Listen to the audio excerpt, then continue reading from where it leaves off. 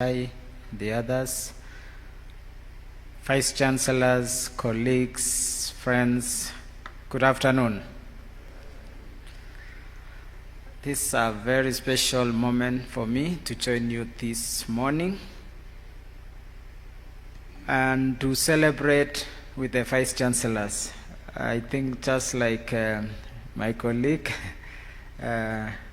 we celebrate the graduation of the 14 Vice Chancellors from the Entrepreneurial Leadership Leaders Training Program. This program is a testament to the power of leadership, vision, and collaboration in reshaping the future of higher education in Kenya. The Entrepreneurial Leaders Training Program is indeed a transformative initiative, and thanks Tony Omwanza and Kenya for initiating this, as it's indeed designed to empower the next generation of innovators and business leaders. In a world that is rapidly evolving, the need for visionary and dynamic entrepreneurs has never been greater than now.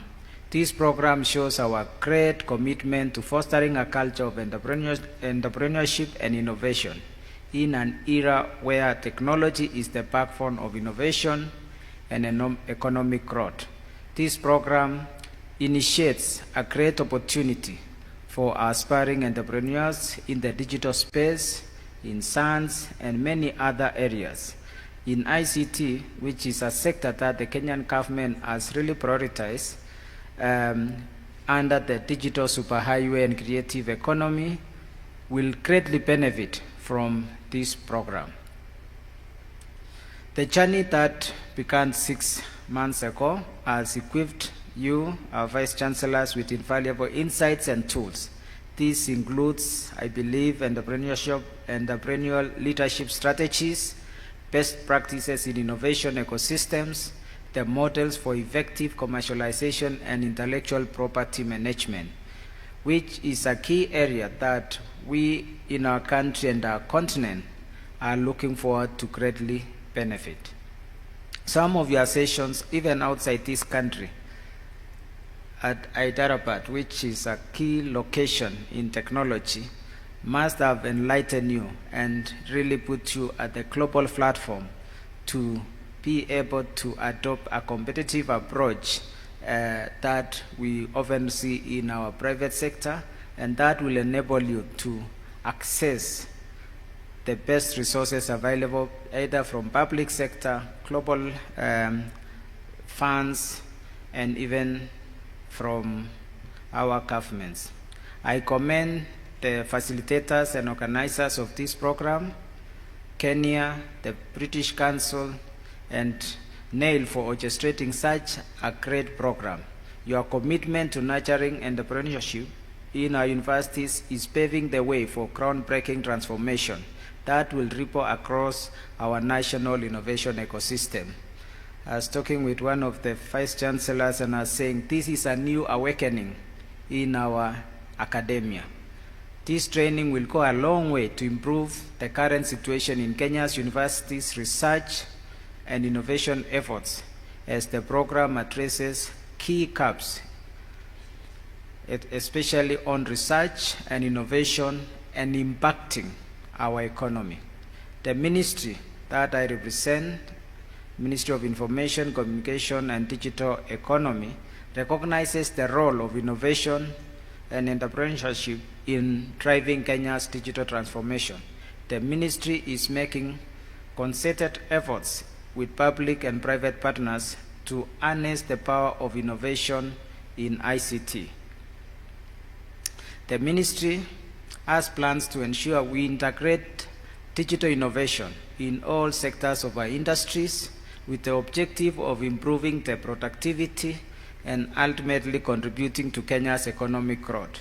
Some of the key programs that we are implementing include enhancing the national connectivity in Kenya. You've heard of our additional 100,000 kilometers that we're impacting on.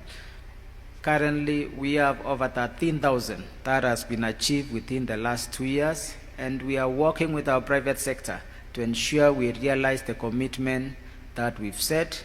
Yesterday morning, we had the leadership of the sector, mainly private sector, under TESPOC, that's the Technology Service Providers of Kenya, to chart how we can accelerate this agenda. We are also implementing digitization in government, and we are very happy with the progress we've made so far, starting with about 350 services to now having over 20,000 services available to our citizens on our digital platforms. This will enable us, make it easy for our citizens to engage government, it will make it easy for the private sector to do business, and also bring transparency and lower cost of doing business in our country. We have several other initiatives that we are working on as a government to facilitate the innovation ecosystem of our country.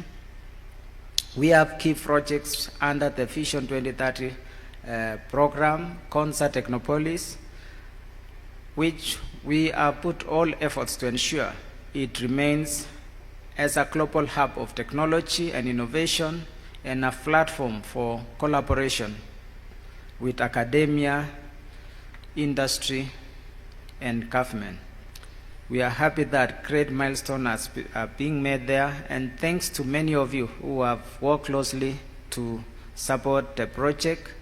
We are soon launching the Kenya Advanced Institute of Science and Technology, and also hosting a number of innovation hubs. We are happy to have the Green Digital Innovation Hub in partnership with HACS, where Professor Okada is also playing a key role, hosted at Concert Technopolis.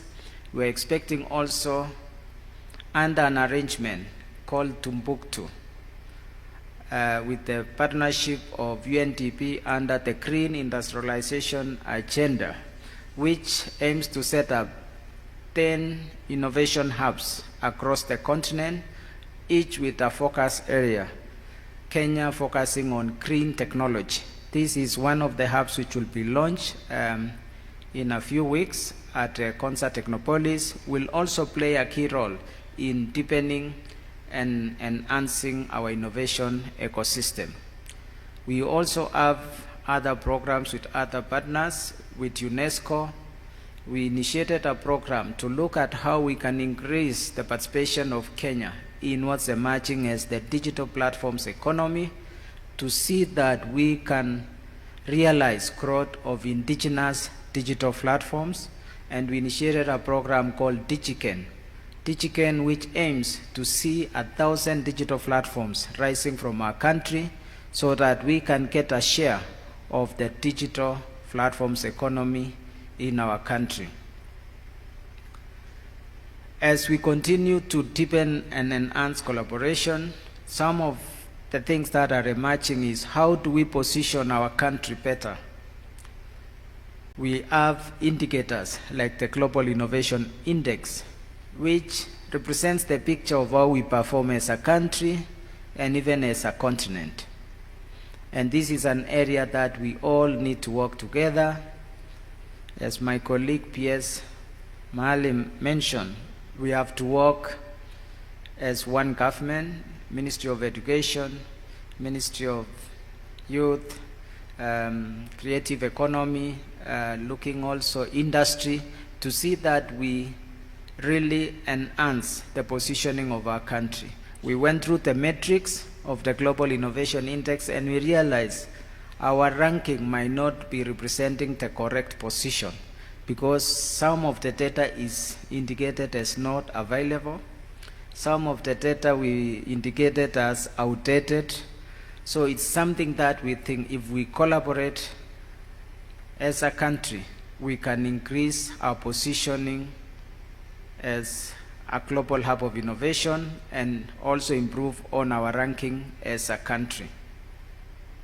Earlier this morning, I joined Google initiative called the Black Founders Fund, where they are celebrating their progress in the last 3 years. They have been able to enable 60 startups, of which 26 of them are from Kenya, and the others from several other countries. And it shows the potential of our country in terms of capacity to generate ideas that can become solutions, and solutions that can become startups and can become SMEs. And this is the role some of our private sector and global technology companies are doing. And looking at the potential of our universities, 14 of you are represented here. Indeed, we are happy with the direction that you've taken. I think we were celebrating and discussing with Professor Okada and Omwansa and saying we have taken the right position and we are facing the right direction that we can take our country forward. Because in ensuring that we facilitate innovation, we ensure we make it possible for startups to grow in our institutions, we facilitate SMEs to be able to grow, we will be able to resolve some of our biggest issues and problems as a country, one being unemployment. We will be able to actually create huge numbers of jobs in our universities or through the startups that come out of our universities. And I want to encourage you, the Vice Chancellors, you stand at a very key position that will change the shape of our country. There is a huge transformation with the digital transformation that is taking place globally, and also that we are moving towards what we call knowledge economy, that the business of today and the future is not just basic trading, buying and selling, but they must be grounded in knowledge. They must be grounded in skills. And that is where our Vice Chancellors and universities are well advantaged. So take it seriously, the opportunity you have through this training, and hopefully in the years to come, we will be celebrating startups that have come out of your universities. We will be celebrating the entrepreneurial outputs of your universities, and we will also start realizing a new change. I was in Malaysia a few weeks and we visited a university, and one of the Vice Chancellors was mentioning that one of the worst crimes one can do is take a student from first year until this student graduates after 3 years, 4 years, or 5 years, and you output them to oblivion where there is no hope, no future. It's one of the worst sins, and we wish and we want to encourage you, Vice Chancellors, to really think deeply before admitting that student. Where are you taking them? Where are you taking them? What data are you using to admit that student for that program? Are you just admitting to make sure your professors are busy, or you are admitting them to meet a market demand or to address a gap in the market? It's something that is a serious responsibility that we need to take and ensure that we enable our young people take a journey that will give them opportunities, that will utilize their strengths, and to be able to participate actively in our economic agenda. I see my friend from Riara University. We were in concert a few weeks ago with the head of public service. We launched the new university at Concert Technopolis. And I was there on Friday and I saw it's already on first floor. We want to encourage you that as you sit there, you can also set a new face, that every student you admit there, you must be accountable, that as that student graduates, is graduating to a gainful engagement in their lives. And if we can take that challenge, all of us, we will be able to quickly shape our country. Looking at most of our classes, maybe 40. If only 6 or 10 students become entrepreneurial, third class will be fully employed. One just needs to employ 10 students or 5 of his classmates, and you'll find that we have fully addressed the unemployment issue of our country. So the answer to some of our biggest challenges as a country are in the hands of our vice chancellors, are in the hands of academia, and we from the government and my colleague, we are willing to go all the way to support you. And that's why when I was told about this program, I said I must come. It's an important program that we must support, and we have the potential. We have a huge potential. The difference between us and the other countries is that they take care of the ideas. The difference between us and the Asians is every idea that they have is actually taken care of. It's nurtured. They have, when they now mature, they have acceleration centers to give them the chance to grow. I've been able to work in China, I've interacted with the Koreans, and you realize there is no much difference between them and ourselves.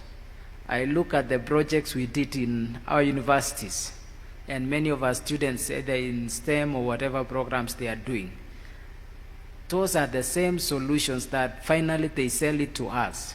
We leave many of our ideas just after passing the exam or that program. We are not giving them a space to grow those ideas to be products and solutions that we can use or export. From government side, we are going to look at how to make sure every good idea that comes, we can be able to utilize. We celebrate the eCitizen platform. It's one of the platforms that some of our young people developed. And actually that platform was already in use for over 10 years, piloting. It took that long, but finally an opportunity was given for them to be able to take it to the next level. Today we are celebrating, and we hope they will move to the next level, perfect it, standardize, and be able to export it. And we want to see many more such ideas graduating and finding even opportunities in government. Lastly, about our universities, some of the questions we need to ask ourselves is, what's the role of your university in the national agenda? At times we see serious problems and we wish there was a university. That's my problem. I'm the one to answer and even to explain to the country. Yeah? So let's define what is our role and contribution in our economy, and your university to come out and give us a voice of reason when we have national discourse and conversations. At times we leave that space, and yet you are the people who should shape the conversations of the country, and especially if it's the main focus area for your university. I have really enjoyed working very closely with academia. It is one of those most fulfilling engagement, working with the young people in the universities, and we look forward working with my colleague Omwansa to see that the innovation ecosystem of our country can grow. A few weeks ago, we hosted here International Association of Science Parks. We have Detan Dekut, who was part of the team. Thank you very much. We brought a global event here, which was in Africa for the second time in its 40 years existence. International Association of Science Parks, where we brought science parks leaders from all over the world, top science parks like Research Triangle, many from Europe, from China, from Korea, and it was very interesting conversations. And it's really good. It was good opportunity to interact, but also it told us we have an opportunity as a country. We need to activate the science parks in our universities. We saw yesterday the establishment of the University of Nairobi Silicon Savannah Innovation Park. Congratulations, Prof, for that great initiative. Let's have this in our universities, places that can give our young people, take the ideas to the next level, so that we provide spaces for growing startups, for places for growing ideas to the next level, and we will be able to impact our country in a big way. As you continue with this, I wish you the best. As we celebrate this annual event, the Kenya Innovation Week, we want to thank Kenya for giving the faith, making it run better every year. Thank you very much, and God bless you.